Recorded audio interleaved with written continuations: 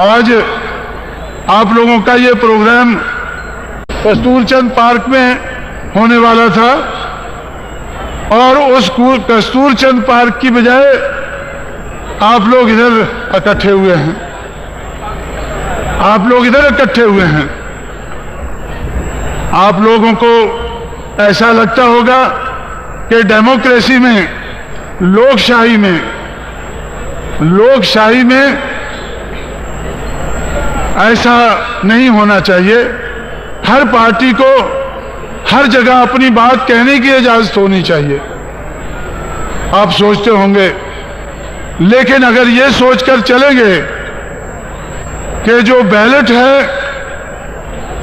Ballot है उसी से इस देश में राजपाट आ जाएगा, तो आप लोग अपने आप को धोखे में रख रहे हैं। हमें राजपाट तो बैलेट से लेना है, लेकिन तैयारी बुलेट की भी रखनी है। तैयारी बुलेट की भी रखनी है। राजपाट तो बैलेट से लेना है।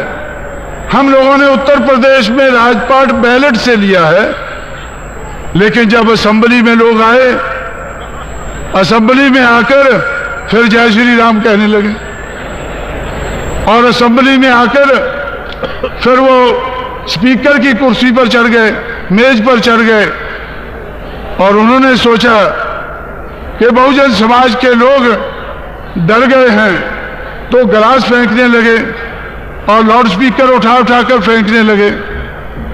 तो 20 मिनट तक बैकलैश हुआ। वो कहने लगे कि बैकलैश होगा। पहले से ही पेपरों में आ रहा था कि स्वर्ण हिंदुओं के हाथ में से राज पिछड़ों के हाथ में चला गया है, अब बैकलैश होगा। तो मैं कह रहा था कि बैकलैश के मुकाबले में उससे ज्यादा पावरफुल फ्रंट लैश होगा। अगर बैकलैश होगा तो फ्रंट लैश होगा। हम बैलेट से जीते हैं और बैलेट से जीतने के लिए ही हमें अपने आप को तैयार करना है।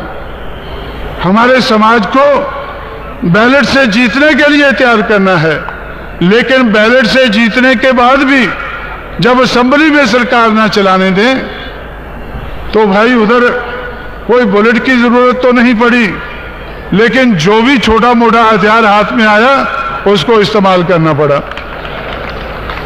अंग्रेजी में एक कहावत है कि they have gone with bloody noses, तो वो बुरा नाक लेकर चले गए। आपने देखा होगा कि उन लोगों को, जिन लोगों ने बैलेट की बात को नहीं माना, फिर दादागिरी का मुकाबला दादागिरी से किया। तो इसलिए साथियों, आप लोगों को यह नहीं सोचना है, हमें बैलेट से लगाव है और बैलेट के आधार पर ही हमें इस देश में परिवर्तन लाना है।